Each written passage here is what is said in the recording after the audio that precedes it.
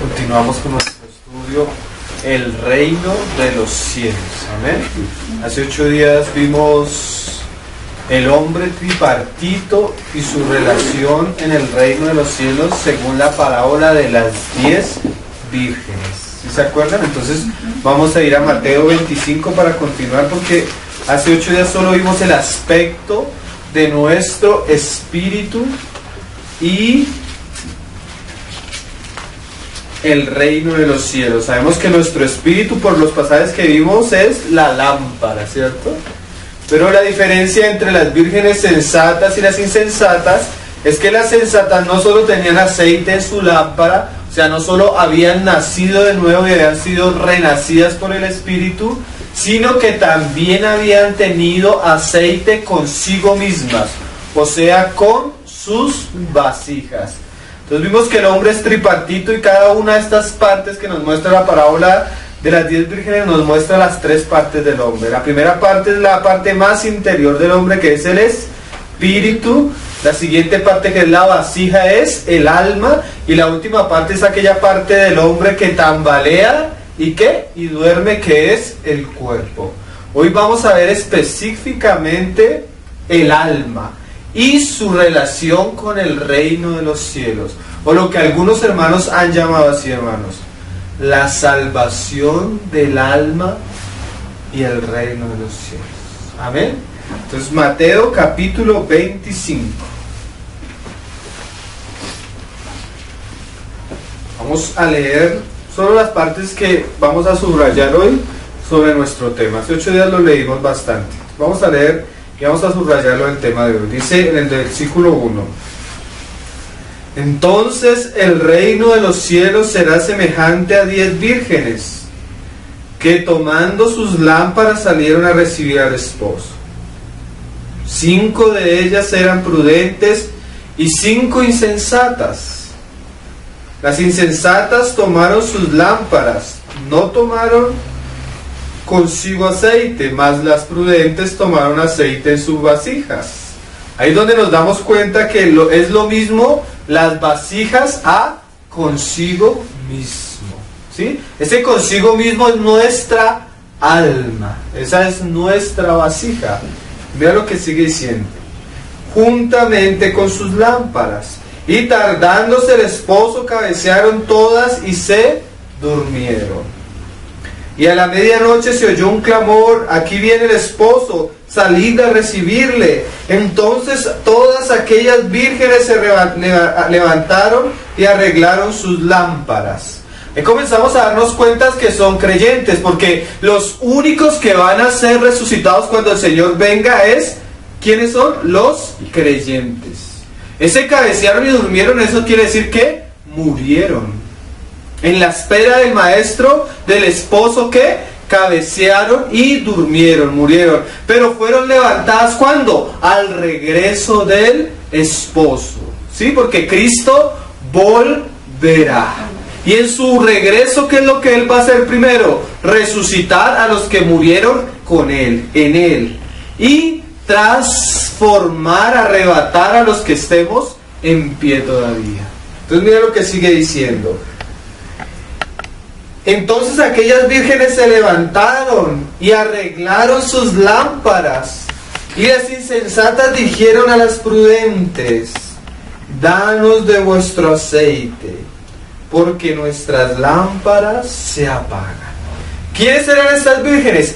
Cristianos insensatos que no cultivaron la vida del Espíritu, y el Espíritu no llegó a pasar ¿a dónde? A sus vasijas. Y al venir y ser resucitados en la segunda venida de nuestro Señor Jesucristo, todos vamos a resucitar según la condición espiritual en la que hayamos muerto. ¿Qué quiere decir eso? Un cristiano, si murió y su espíritu era débil en su muerte, así va a ser en la resurrección. Un cristiano que era ferviente y murió siendo un cristiano ferviente en el espíritu, cuando resucite va a resucitar en el mismo fervor, ¿sí? Tú no vas a ser más ni menos de lo que fuiste aquí en la tierra cuando el Señor vuelva. ¿Sí me hago entender, hermanos? La medida que vamos a tener el reino glorioso de 1000 años va a ser la medida que tenemos ahora, la medida que permitamos que el Espíritu crezca en nosotros y llene, inunde nuestras almas. Y dice, y las insensatas dijeron a las prudentes: danos de vuestro aceite, porque nuestras lámparas se apagan. Mas las prudentes respondieron diciendo: para que no nos falte a nosotras y a vosotras, id más bien a los que venden y comprad para vosotras mismas. Mira que estas sensatas comienzan a mostrarle el camino a las sensatas para a las insensatas, para que sus vasijas fueran llenas de aceite. Sus vasijas es el alma. ¿Quién más le puede explicar a otro creyente cómo ser lleno del Espíritu y cómo permitir que la vida del Espíritu fluya a tal punto que todo nuestro ser sea lleno del Espíritu? Pues un creyente que ya haya pasado por eso.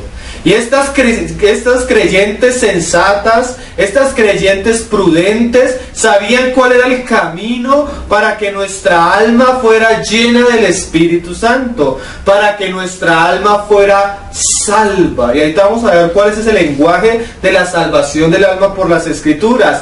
Pero miren lo curioso, hermanos. Hay un tiempo para salvar el alma mientras estamos aquí en la tierra. Y el camino para la salvación del alma es diferente al camino para la salvación eterna o la salvación del Espíritu.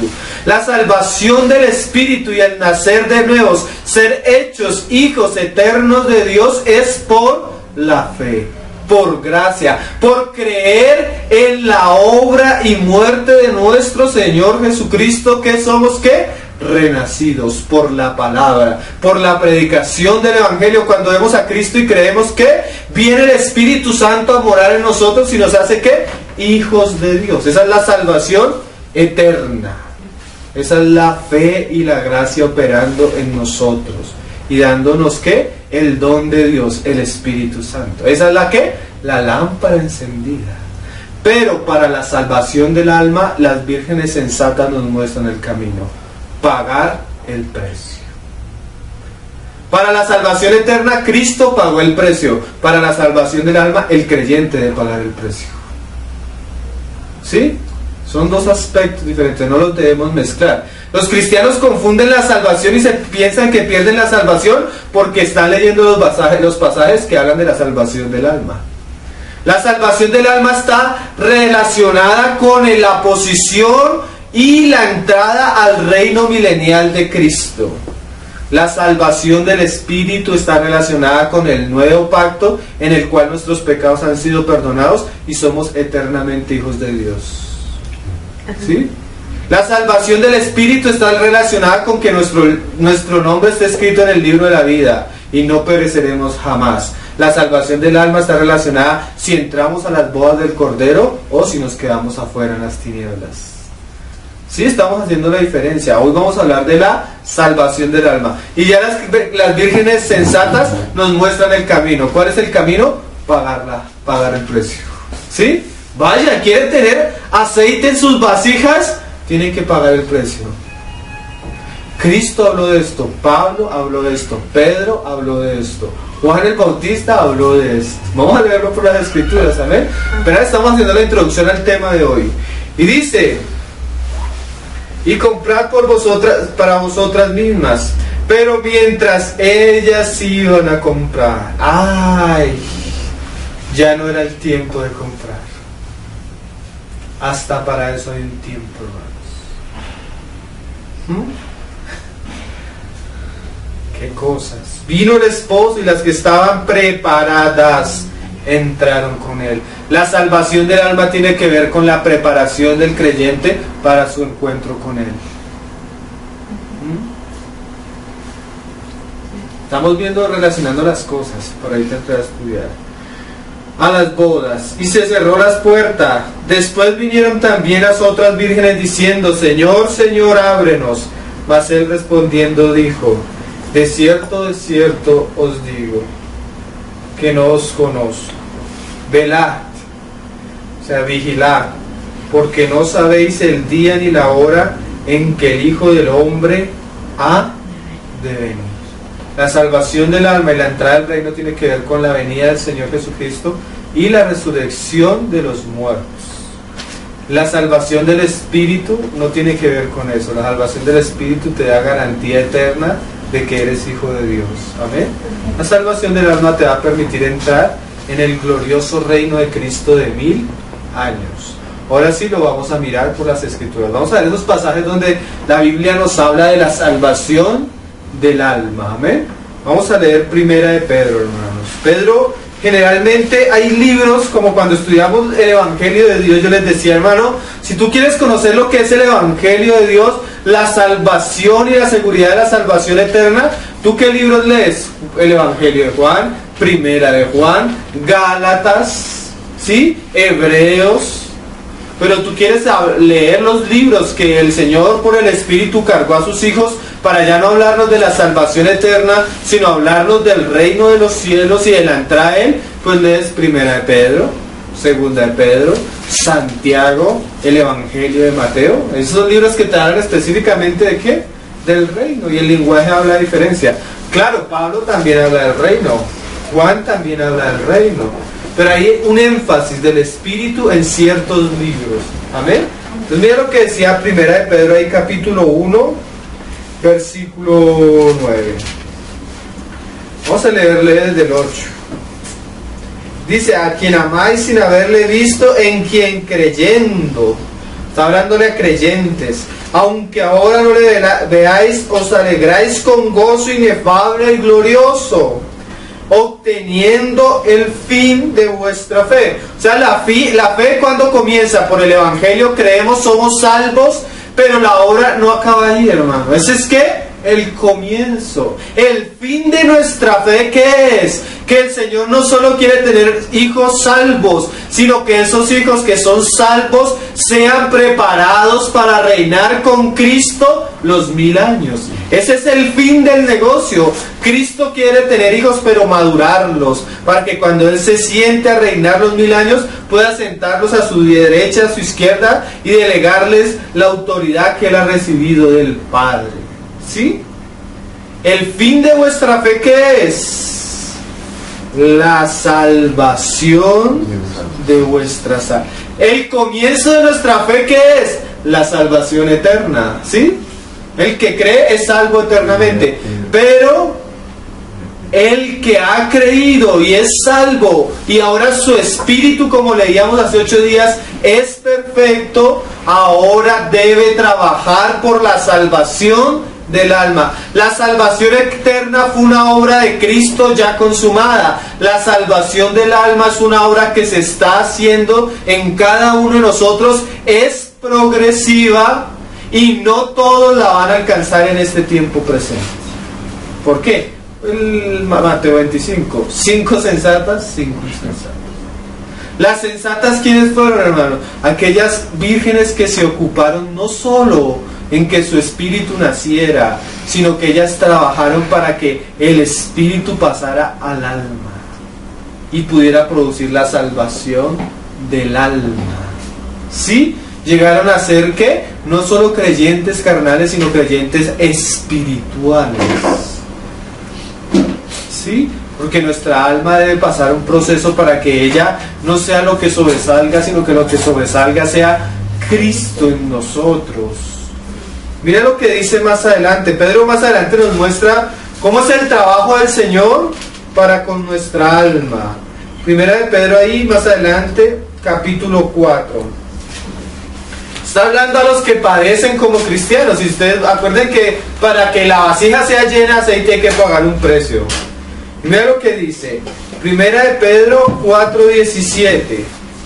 Porque es tiempo de que el juicio comience por la casa de Dios. Y si primero comienza por nosotros, ¿cuál será el fin de aquellos que no obedecen al Evangelio de Dios? Y si el justo, mire que ya está hablando de ¿quién? De un justo. ¿Sí? Uno que ha sido justificado. ¿Cómo eres tú justificado? Gratuitamente. Por la fe, ¿sí? Pero mira lo que dice: con dificultad se salva. Pero acuérdense de que comenzó a hablar Pedro en el capítulo 1, versículo 9, del alma, y más adelante lo vuelvo a decir, ¿en dónde aparecerá el impío y el pecador? De modo que los que padecen según la voluntad encomienden, ¿qué? Sus almas al fiel Creador. ¿Por qué Pedro relaciona el padecimiento a encomendar el alma al fiel Creador? Porque la única manera o el camino que Dios ha escogido para salvar nuestra alma es el sufrimiento. Y ahorita vamos a ver cuán importante es el sufrimiento en relación a la salvación del alma. El sufrimiento de Cristo nos dio vida eterna. El padecimiento de nosotros por medio de las circunstancias produce que nuestra alma llegue a ¿qué? A ser salva, a morir, y que la vida del Espíritu llegue a ella. Ahorita lo vamos a ver por las otras escrituras. Hasta ahora estamos viendo los pasajes que nos hablan de esta salvación. ¿La salvación de qué? Del alma. ¿Sí? Vamos más adelante, ahí en Santiago. Perdón, un libro atrás. Al final, Santiago 5. Santiago 5, versículo 19. Hermanos, si alguno de vosotros se ha extraviado de la verdad y alguno le hace volver, mira que Santiago le está hablando a hermanos. Si alguno de vosotros, hermanos, era un creyente, pero fue insensato y en algún momento del camino, ¿qué? Se extravió. Sepa, o sea, que el que haga volver al pecador del error de su camino, salvará, ¿qué? De muerte, ¿qué? Un alma, y cubrirá multitud de pecados. ¿Qué es eso de salvará de muerte? Miren, hermanos, hay dos caminos, según lo que vamos a leer más adelante, y lo van a entender por las escrituras.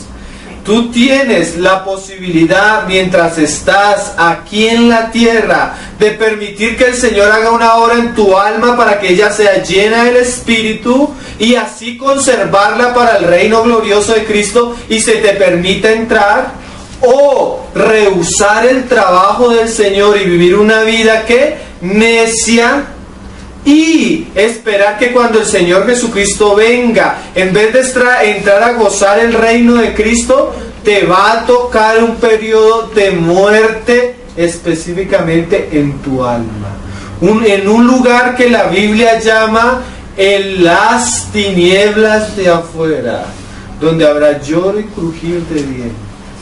O tú permites que Dios obre en ti ahora, o vas a experimentar la muerte cuando Él venga y la vergüenza. Pero la obra de Cristo se acabará con nosotros. O sea, el que comenzó la obra la terminará. O la termina ahorita o la termina cuando venga. Vamos a leer otro pasaje, hermanos. Ahí adelante en Juan. La tercera epístola de Juan.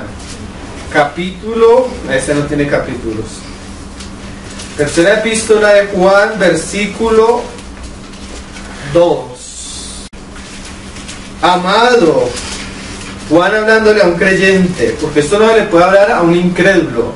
El incrédulo ni siquiera ha encendido su lámpara, que es el Espíritu. Amado, yo deseo que tú seas prosperado en todas las cosas. Todos queremos prosperidad. Hoy nos ha tocado el tiempo donde la iglesia quiere enriquecerse.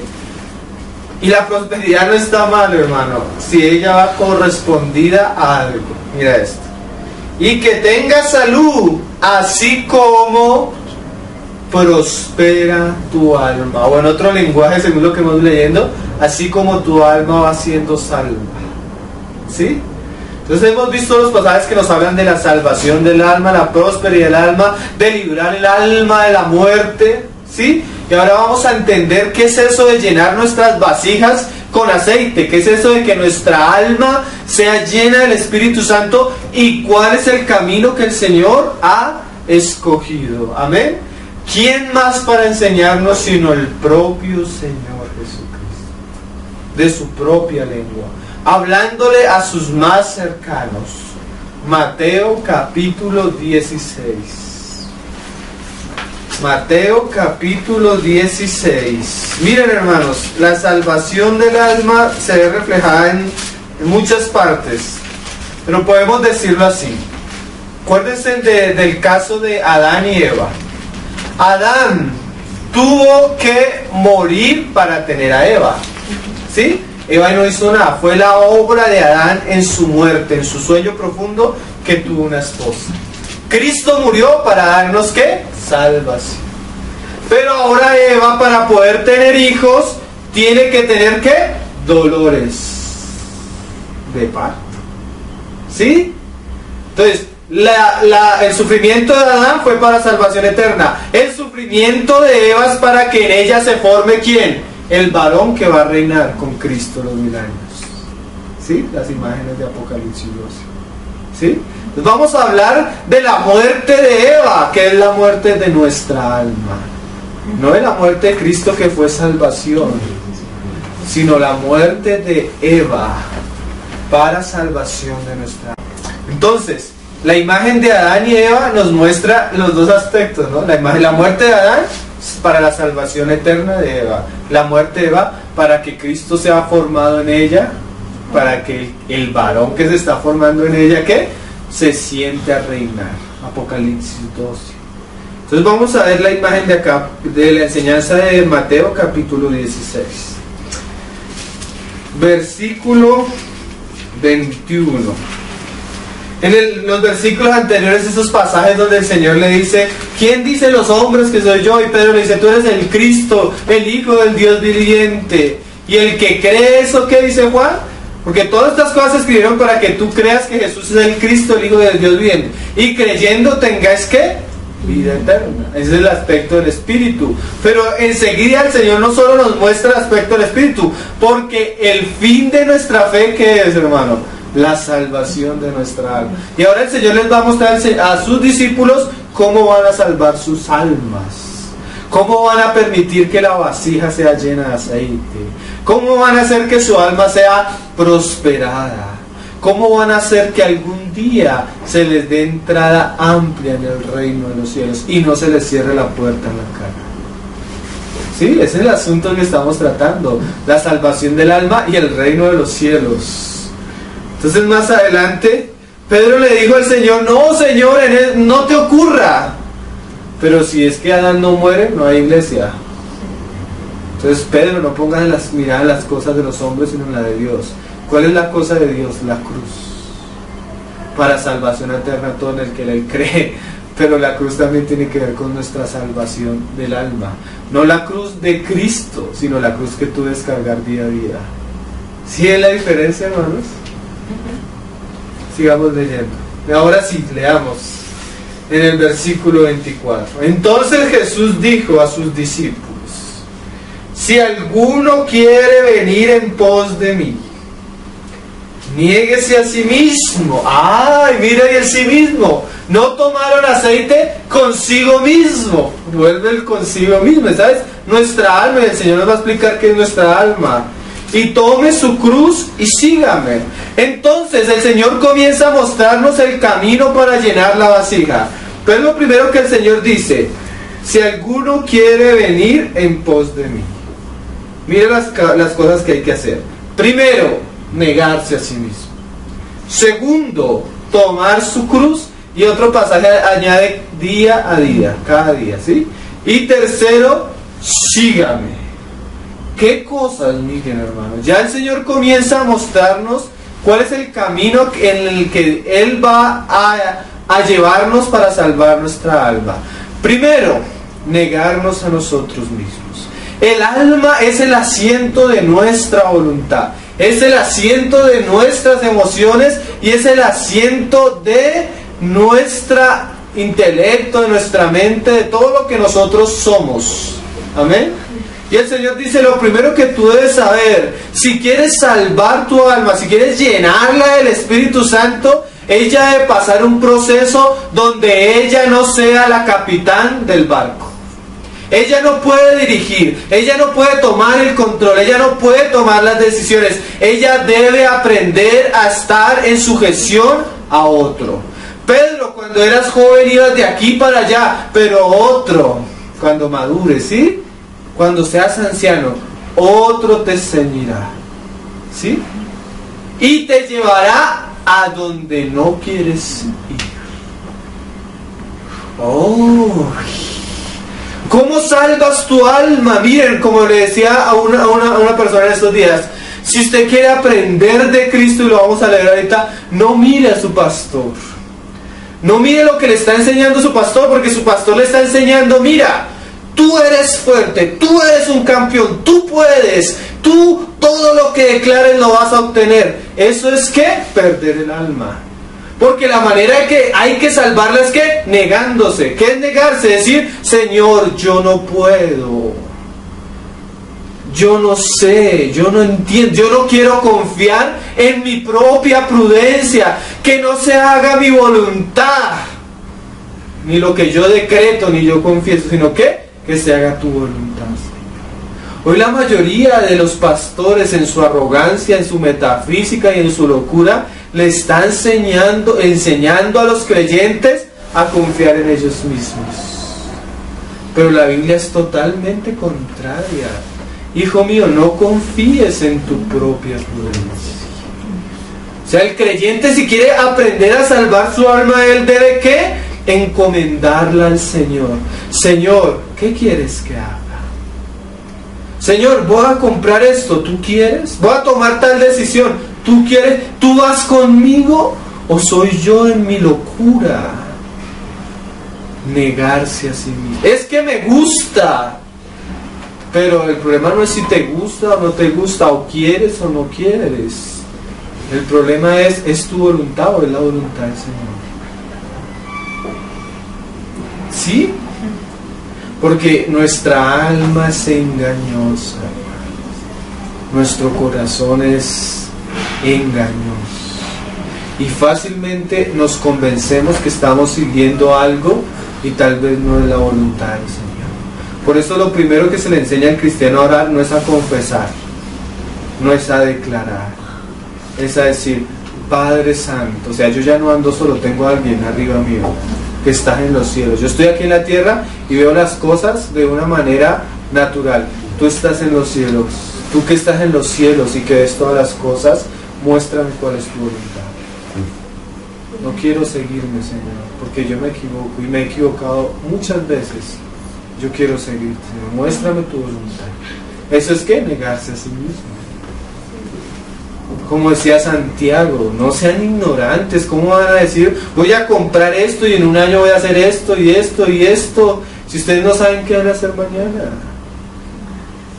Cada día su afán. Por eso la cruz también se lleva cada día.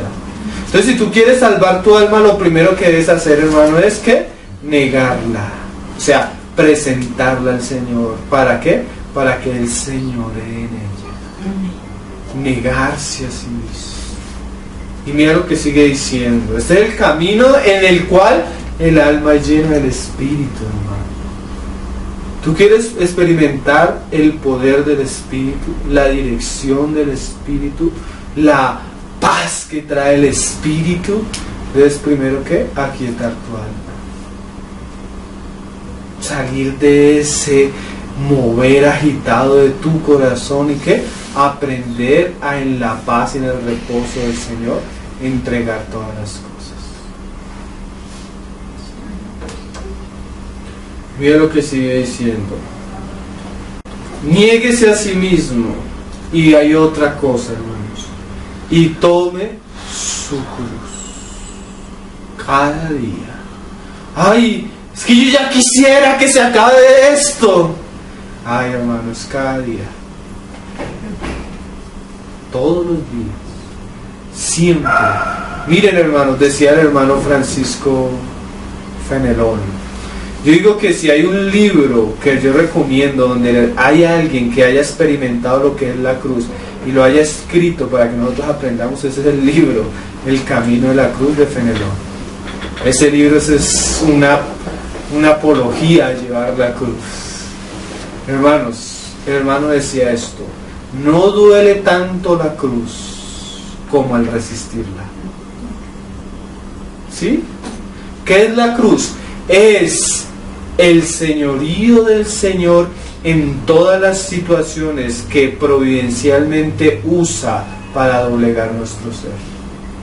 Somos tan orgullosos que el Señor tiene que poner ciertas situaciones sobre nuestra espalda para que aprendamos a caminar, ¿qué? Humilde y sumisamente delante. Mientras tú tienes la espalda libre, puedes ser orgulloso, puedes mirar hacia arriba, puedes correr y hacer lo que tú quieras. Cuando caes una cruz en la espalda no puedes correr. ¿Das qué? Paso a paso.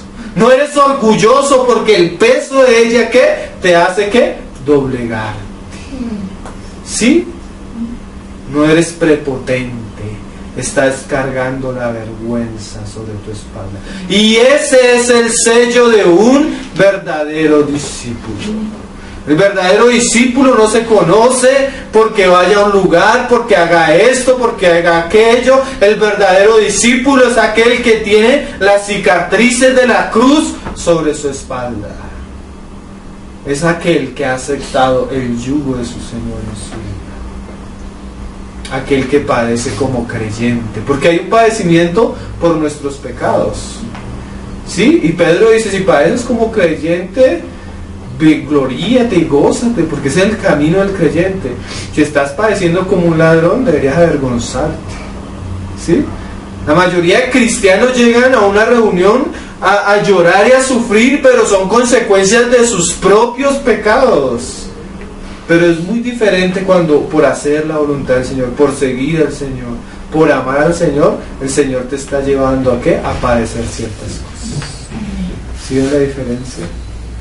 Niéguese a sí mismo, acepte la cruz que el Señor le trae cada día. Acéptela, porque hasta que usted no la acepte, el mismo rechazo a la cruz va a ser más difícil que la cruz misma. Míralo, ténganlo ahí y volvamos ahí un pasaje atrás.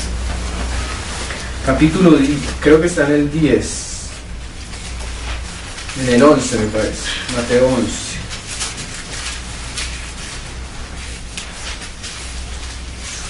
Está hablando en el 28 y dice, venid a mí todos los que estáis trabajados y cargados y yo os haré descansar. ¿Qué es eso? La salvación, hermano.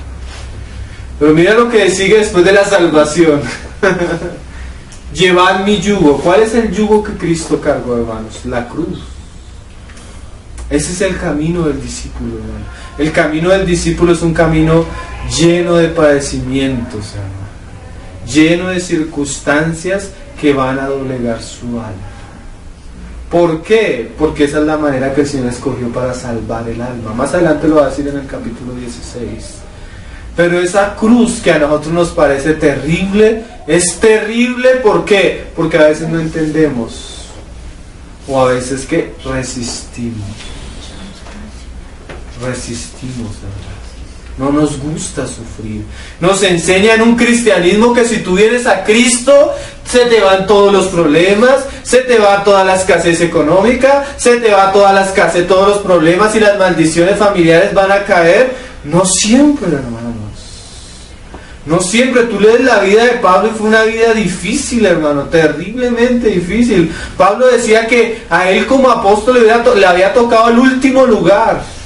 Todos descansaban y él no descansaba. Todos tenían casa y él no tenía casa. Todos tenían riquezas y él no tenía donde reposar su cabeza.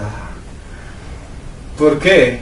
Porque el Señor lo había escogido para estar en su reino milenial, en los lugares de donde, de reino, de autoridad, con una corona. Pero para que él pudiera llegar allá, él tenía que padecer acá.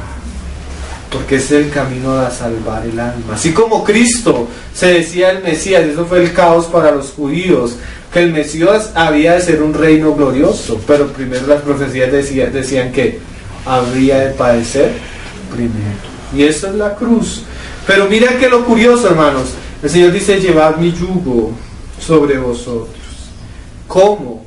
Y aprender de mí. Cuando tú estés padeciendo, cuando tú estés sufriendo, vuelve tu mirada a la cruz. Como en estos días que estamos haciendo algo para la revista, me mandó un artículo el hermano Carlos. El artículo dice así: Se acercó un pastor a hablarle a otro pastor. Hermano, los creyentes de la iglesia donde esto me están criticando, se están rebelando, están haciendo esto contra mí. Y le dijo al otro pastor, muéstreme las manos. Y se las mostró, le dijo, todavía no tiene sangre, deje de quejarse tanto. A Cristo lo crucificaron. ¿Sí? Aprendan de Cristo, que sufrió la muerte más terrible y no se quejó. Y de otras vírgenes sensatas, hermano. ¿Cuántos cristianos han padecido? En estos días estaba leyendo la vida del hermano Juan Bullan, el que escribió el libro El progreso del peregrino, que ahora es una película por ahí. 10 años en la cárcel, y le decían, hermano, salga y deje de predicar. Y él decía, yo salgo pero no dejo de predicar. 10 años, su familia muriendo de pobreza.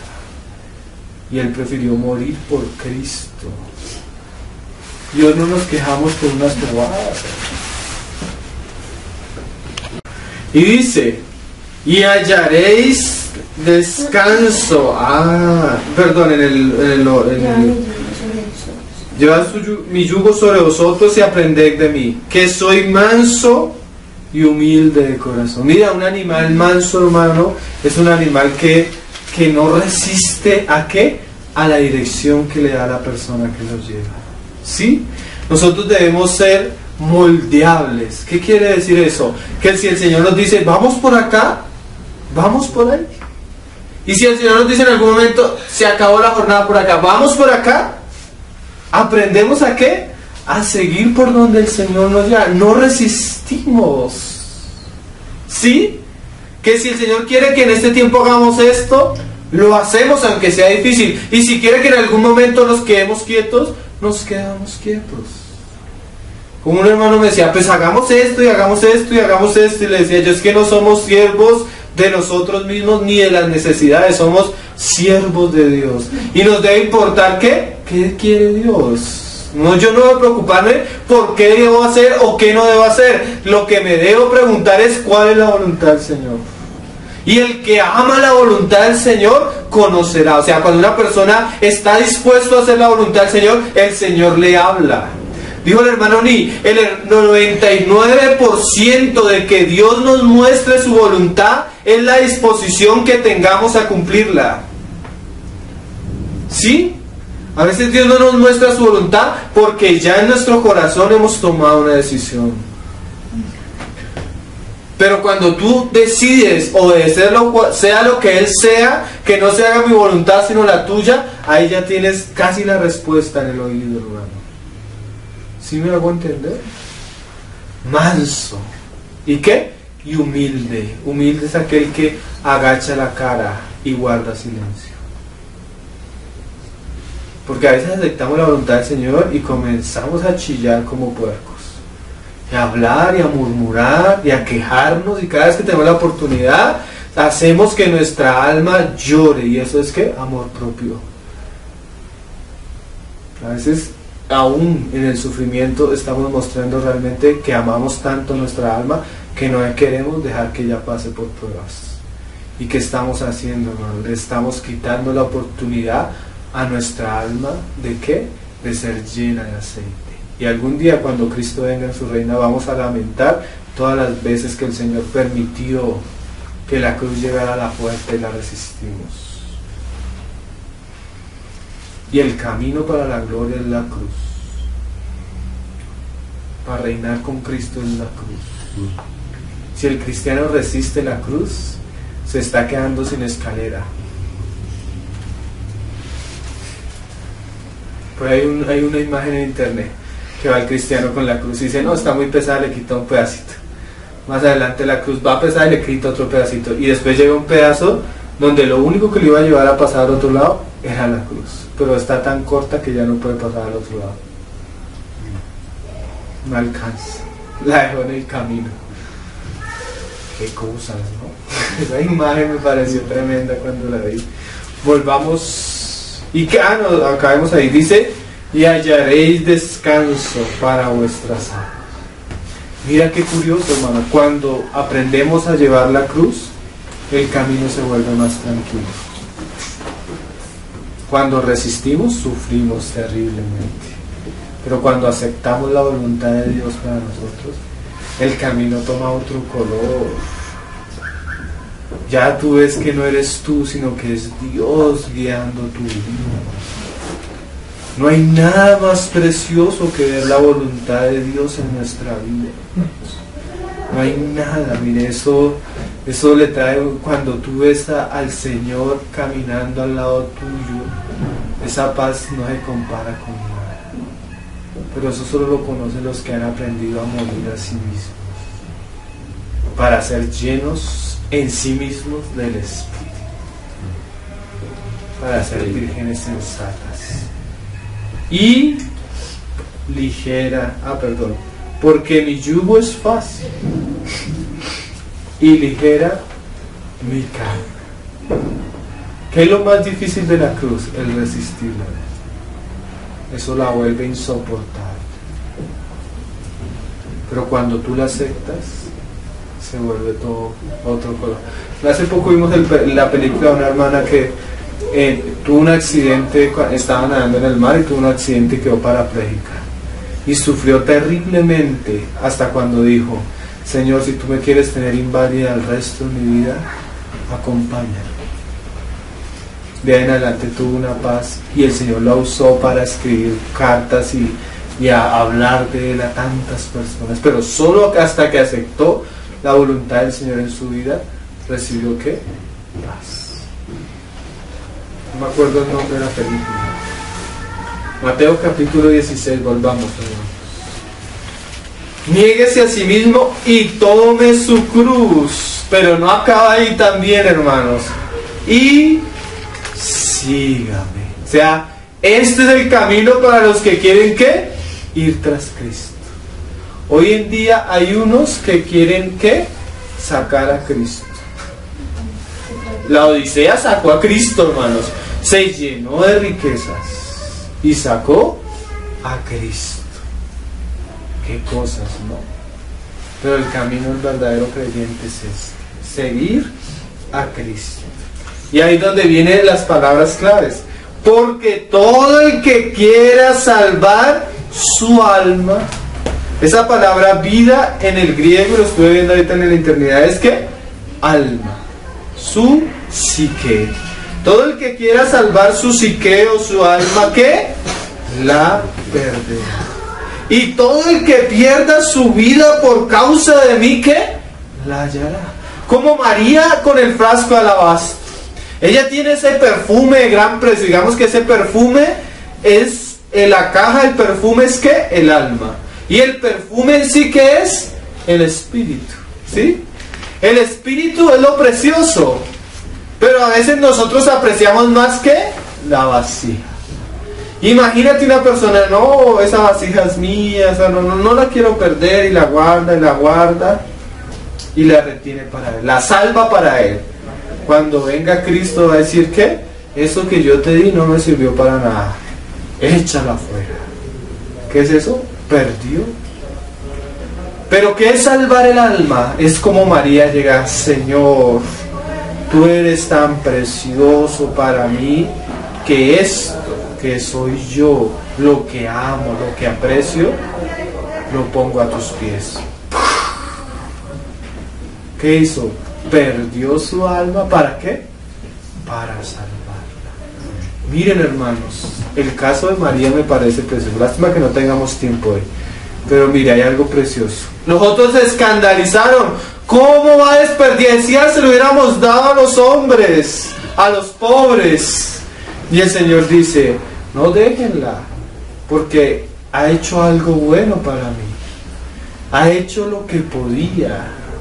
Dios no nos va a pedir más de lo que podemos, ¿sí?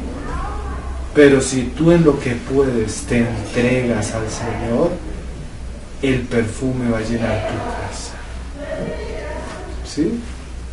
Pero si tú ni siquiera eres fiel en lo que puedes y en el tiempo, porque ellos, una cosa curiosa es esto, hermanos: el Señor iba a hacer, le iban a poner perfumes después de su muerte, ¿sí? Al día de la resurrección llegaron a embalsamarlo, ¿sí?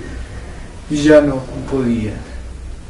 Pero mira el privilegio que tuvo esta mujer, embalsamarlos, llenarlo de perfumes antes de que se acabara el tiempo.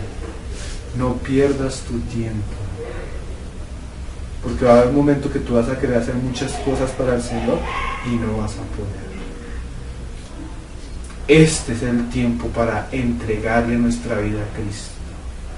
¿Por qué? Porque viene el anticristo y muchas de las cosas que hubiéramos querido hacer en esos tiempos no las vamos a poder hacer. Y una de las cosas que se va a lamentar el hombre eternamente fue haber perdido los pocos años que tuvo aquí en la tierra y no los aprovechó para Cristo. No los desperdició, porque para gente es un desperdicio. Pero el Señor nos permita desperdiciar nuestra alma para Él, porque ese es el camino. ¿Para qué? Para salvarla. ¿Sí? ¿Qué cosas?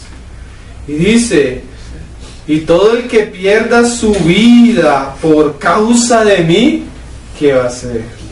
La hallará. O sea, va a ser una vida llena del Espíritu, llena del aceite de Dios, una alma hermoseada por Cristo. Porque, mira lo que dice el Señor, ¿qué aprovechará al mundo, al hombre, si ganare todo el mundo? ¿Qué le sirve a un hombre tener una profesión, un sueldo, un carro, todo lo que tiene el hombre, si esas mismas ocupaciones le quitan la oportunidad de dedicarle su tiempo al Señor? ¿Sí? ¿De qué le sirve al hombre prosperar en este mundo si eso le trae como consecuencia que su alma ¿qué? Sea perdida en la venida de Cristo? Es mejor, hermano, es mejor ser pobres en espíritu y en cosas materiales, pero que Cristo haga una obra en nosotros. Hoy los cristianos van tras las cosas materiales con una ambición y una codicia terrible, hermano. Pero ¿cómo está el alma? Ay, el Señor me dijo que sembrara tanto y me dio una casa. Pregúntale, ¿y cómo está tu alma? ¿Sí? Pregúntale, porque a veces hoy vemos que una persona es bendecida porque tiene bienes económicos. Y el Señor decía, ¿cuán difícilmente entrará un rico en el reino de los cielos? O sea, van a entrar, pero es difícil, ¿no? O sea que la prosperidad no es señal de nada bueno. ¿Qué cosas, no? Y perdiere su alma, ¿o qué recompensa dará el hombre por su alma? Y mira cómo todo está correspondiente, hermano. Porque el Hijo del Hombre vendrá en la gloria de su Padre. Ah, ¿sí ve? El Hijo viene. ¡Sal, despiértense! Y todos cogieron sus vasijas. Pero este no tenían aceite. O sea, la vasija, el alma, no había sido llena del Espíritu. ¿Por qué? Porque no había pasado por el proceso de muerte constantemente. De llevar la cruz. Y entonces pagará cada uno conforme a sus obras. Mira qué frase tan terrible, hermano. De cierto os digo que hay algunos de los que están aquí. El Señor sabía que entre los que oían, entendían, pero no iban a pagar el precio. Y Él lo dijo una vez en la parábola del sembrador. Hay unos que vienen a la palabra y la reciben con gozo. Pero cuando viene la prueba, no están dispuestos. No están dispuestos. ¿Son de qué? De corta duración. Uy, yo me he encontrado con jóvenes, así que esos campamentos de jóvenes, yo me acuerdo que eso salía uno como una llamarada de fuego y vamos a servirle al Señor, vamos a consagrarnos, yo quiero dejar todo por Cristo. Y al mes y ya están hasta en el mundo, hermano. Personas que son de corta duración. No es como comenzamos, es si permanecemos, porque la cruz se lleva cada día. ¿Sí? El tiempo demuestra cuán real fue nuestra consagración.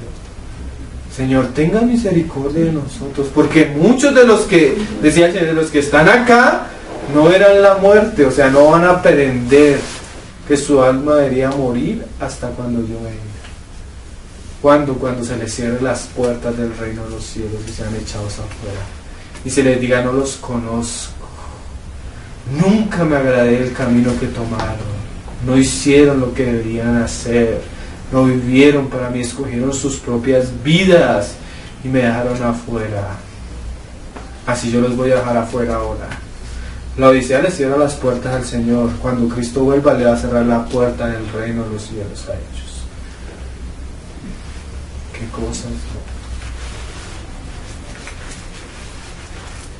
Que no gustarán la muerte hasta que hayan visto al Hijo del Hombre viniendo en su reino.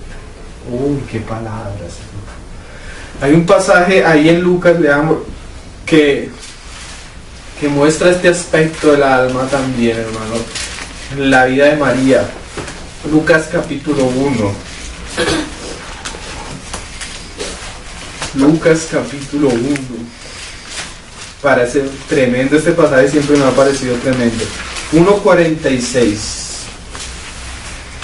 Mira cómo hablaba María cuando el Señor la visitó y fue engendrado del Espíritu Santo Jesús en su vientre. Y dice, entonces María dijo, engrandece mi alma al Señor y mi espíritu se regocija en Dios mi Salvador. ¿Por qué? Porque había nacido Cristo. Ella es como el primer paso de la vida cristiana. El creyente conoce a Cristo y su alma se regocija en Él. Amén.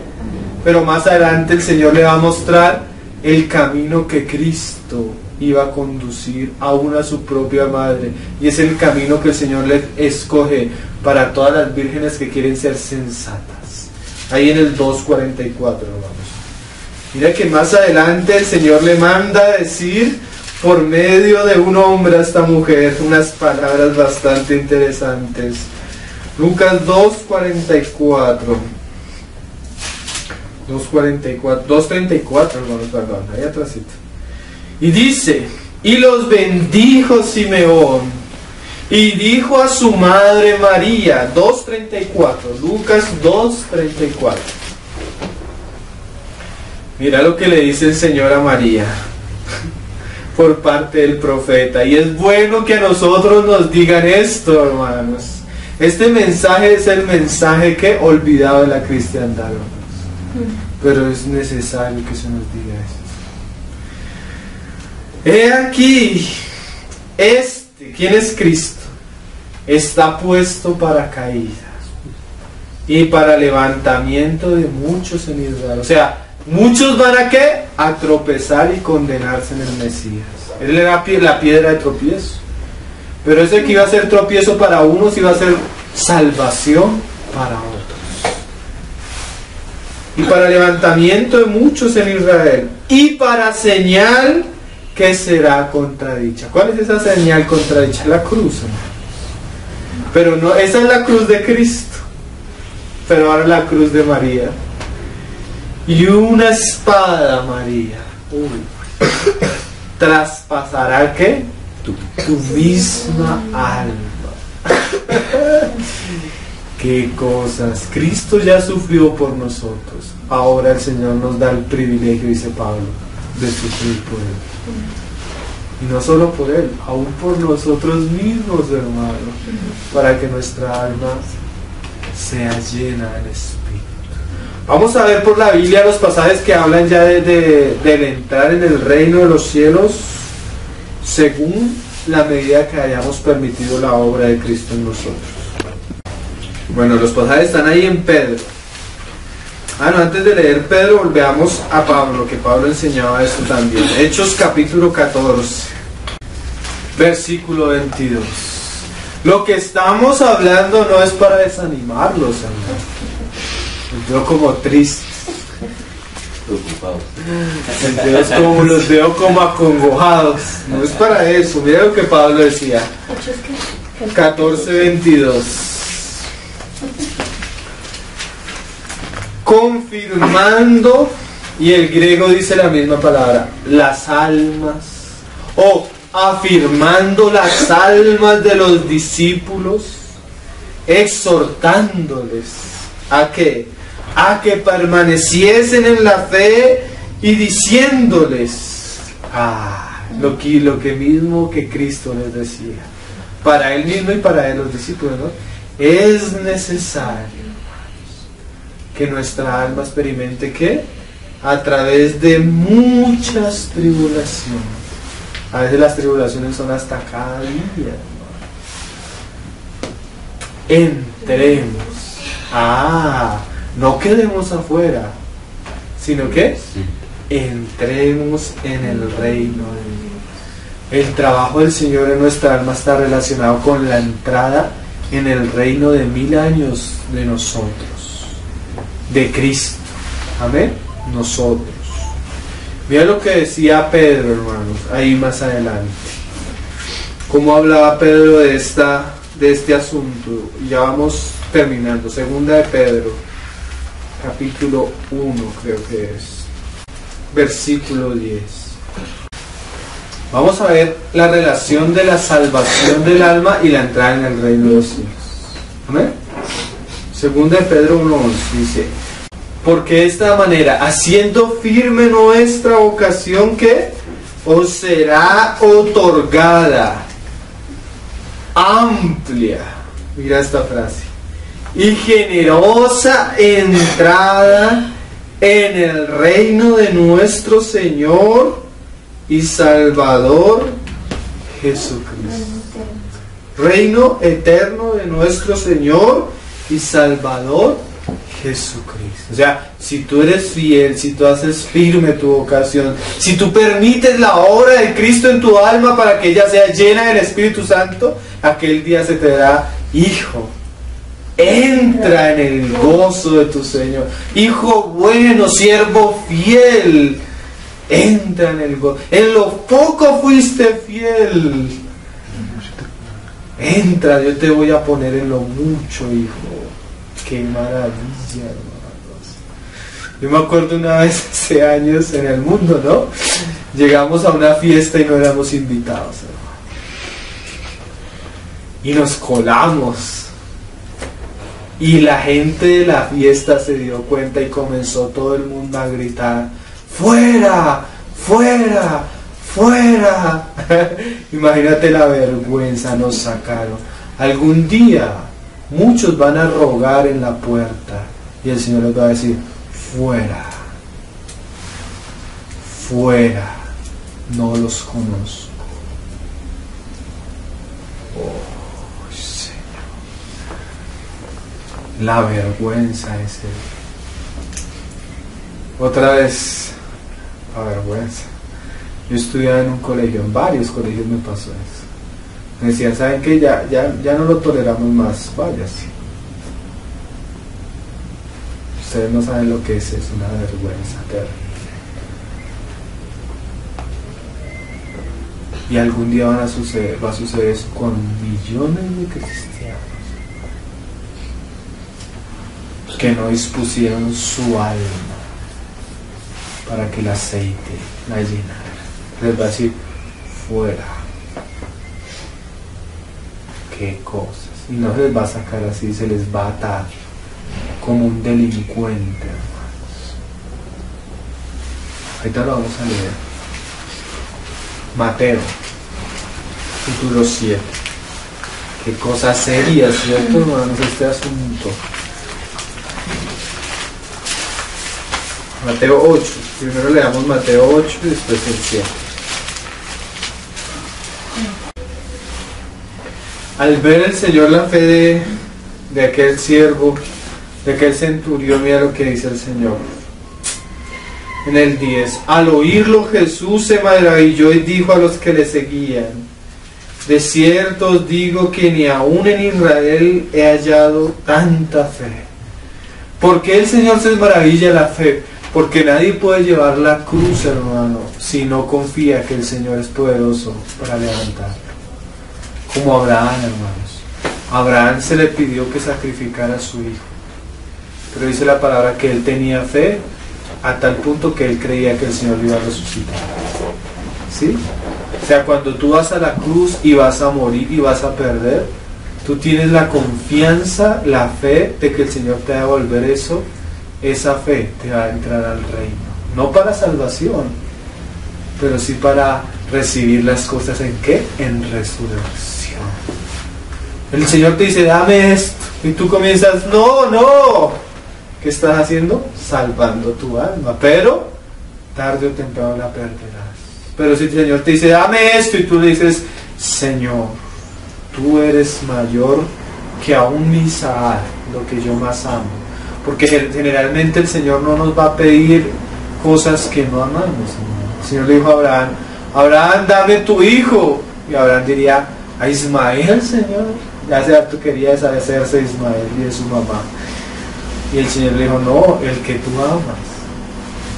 No le dijo ni el nombre. O no sé, pero le dijo, el que tú amas. El Señor viene con toda la certeza para destruir lo que amamos. Porque esas son las fortalezas de nuestra alma. Gente que llora cuando el Señor le pide un hijo. Conocimos un caso de una señora que le decía a su hija y le espantaba a todos los novios porque ella quería que su hija lo acompañara hasta el final de sus días. La amaba tanto que le destruyó su vida. Guardó ese hijo para sí y le destruyó la vida. Una mujer soltera de 40 años con hijos. Qué cosas, ¿no? A veces amamos tanto unas cosas. El que ama más a padre o a madre o a esposo o a hijos no es digno de mí. Qué cosas, ¿no? Y dice, por eso la fe es tan, ahí el Señor recalca tanto la fe, porque para ir a la cruz hay que tener fe. Cristo iba, pero él sabía que él entregaba su vida, pero la volvía a tomar. A veces creemos que ir a la cruz es perder todo. En realidad no es perderlo, ¿no? En realidad es dejar que Dios lo tome en sus manos y haga su voluntad con nuestra vida. Y la voluntad del Señor es buena, perfecta y agradable. Ya en adelante, después de que el Señor entrega y Abraham entrega a Isaac, él no se iba a preocupar de que a Isaac le pasara algo. ¿Por qué? Porque ahora Isaac estaba bajo resurrección. Dios lo tomó de su mano. ¿Cuántos se han levantado para destruir a Israel, hermano? Y no han podido. ¿Por qué? Porque están bajo la promesa de Abraham, en su simiente. Qué cosa, ¿no? Que es muy diferente cuando nosotros luchamos para que no nos lo quiten y sufrimos terriblemente, porque lo hacemos en nuestras fuerzas. Y Dios dice, pues déjelo pelear solo. Sigamos. Dice, al oírlo Jesús se maravilló y dijo a los que le seguían, de cierto os digo que ni aún en Israel he hallado tanta fe. Y os digo que vendrán muchos del oriente y del occidente. A esa palabra muchos a mí me da alegría, hermano. El Señor, los que van a entrar en su reino no van a ser pocos, van a ser también ¿qué? Muchos. Ahí en el 11, Mateo capítulo 8, versículo 11. Y vendrán muchos del oriente y del occidente y se sentarán, mira hermanos, con Abraham, con Isaac y Jacob en el reino de los cielos. Mas los hijos del reino serán echados. Uy, ni siquiera va a ser algo así decente, hermano. Echados. A uno sabe cómo le hacen, hermano, como un delincuente.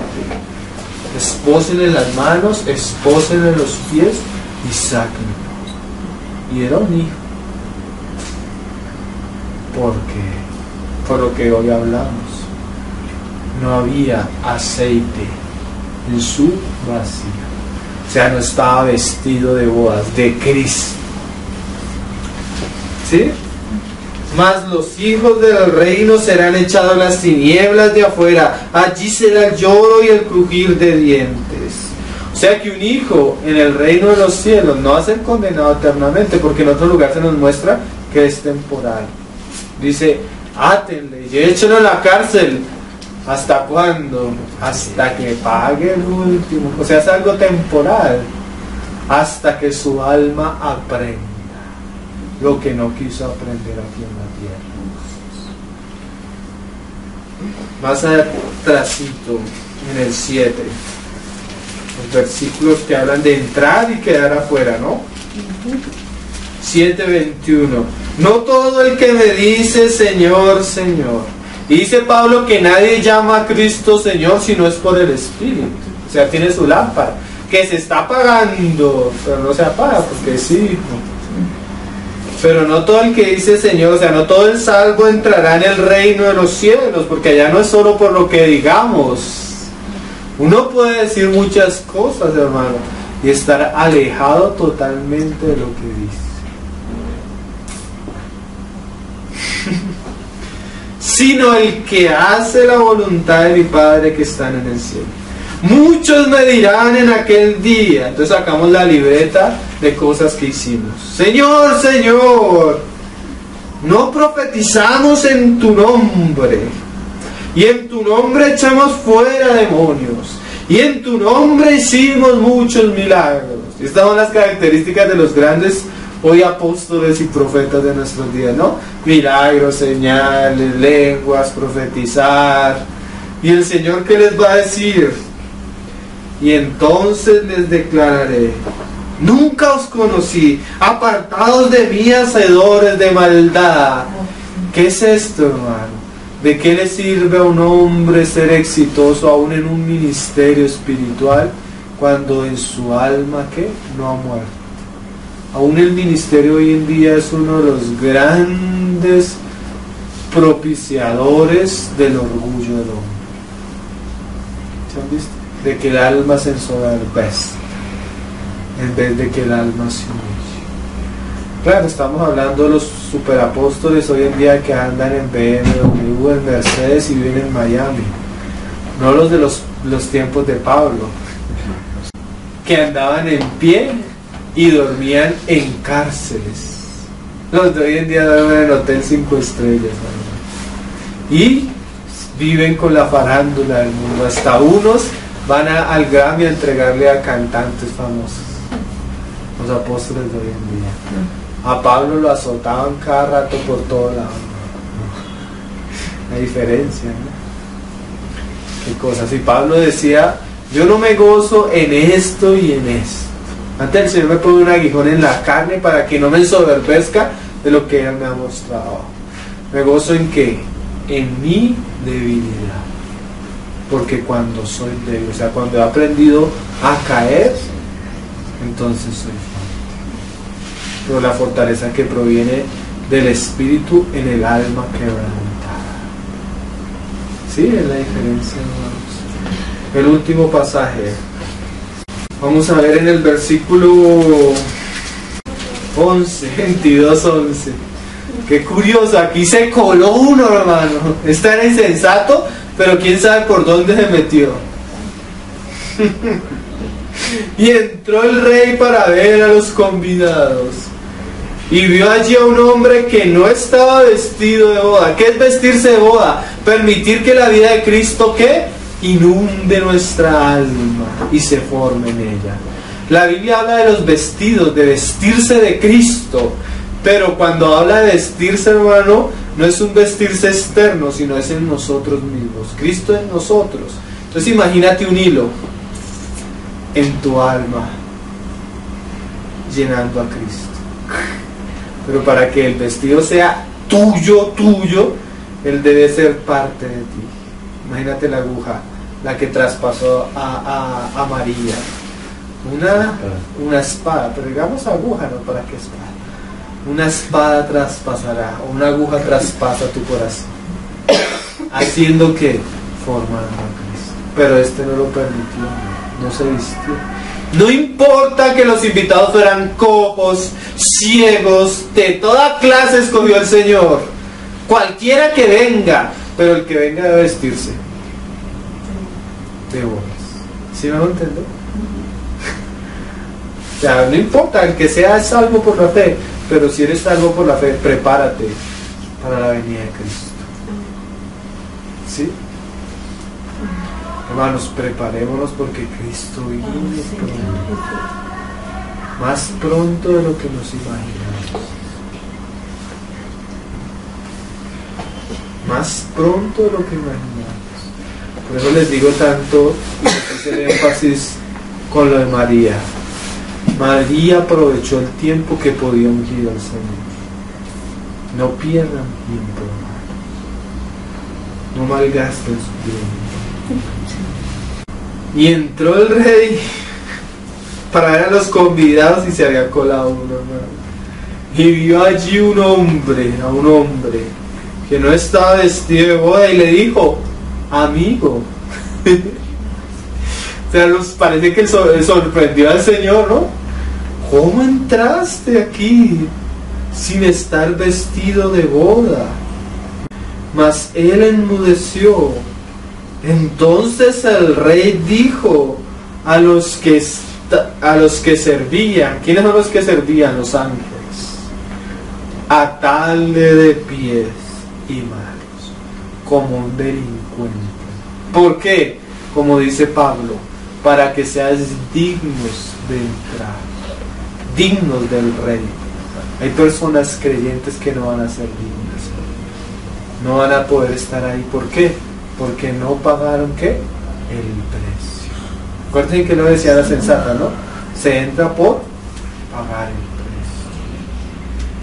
precio. Y echadle en las tinieblas de afuera. Allí será el lloro y el crujir de dientes. Porque muchos son llamados, o sea, salvos, y pocos escogidos. Pasión del alma y la entrada en el reino de los cielos. Amén. Vamos a orar. Señor, tenga misericordia de nosotros y nos ayude.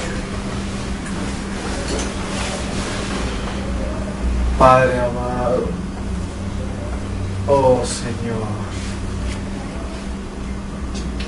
te pedimos que tú tengas misericordia de nosotros y nos enseñes, Señor,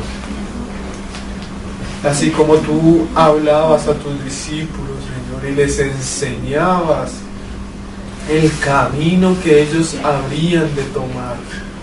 Enséñanos a conocerte y a caminar, porque tú eres el mismo camino, tú eres la puerta, Señor, pero tú también eres el camino estrecho.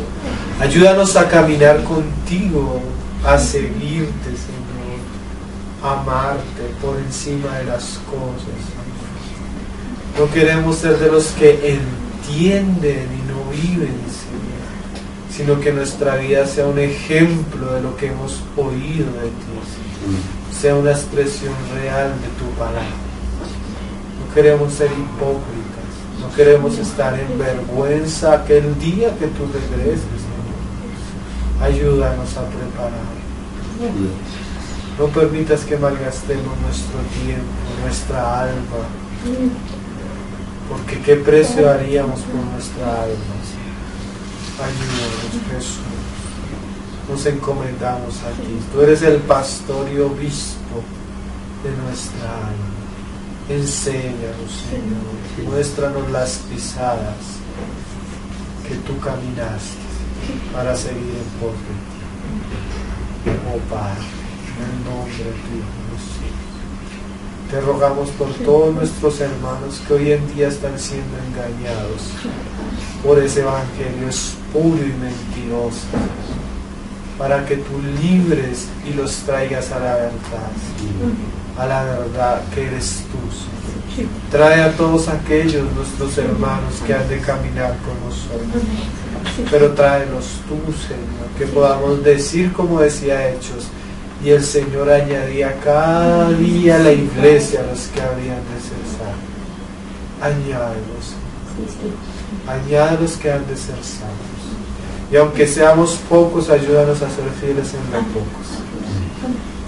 Te lo pedimos, Padre, en el nombre de tu Hijo Jesús.